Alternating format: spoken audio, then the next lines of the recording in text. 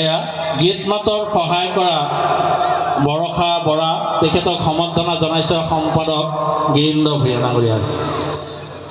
বৰষা বৰা এগৰাকীক আমি তেখেতৰ আসন গ্ৰহণ কৰিবৰ কাৰণে অনুৰোধ জনাইছোঁ।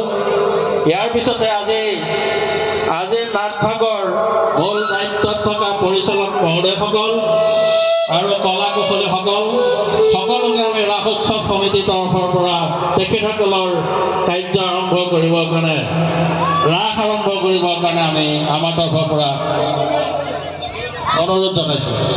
হেল্ল' শ্ৰদ্ধাৰ জুৰীয়াবাসী ৰাইজ, লগতে আমাৰ থিয়তাননি গাঁৱৰ উজনি ফালৰ সকলো ৰাইজ, আমি গুৰুজনাৰ কেলিগোপাল নাটভাগ আমি আৰম্ভ কৰিবলৈ ওলাইছোঁ।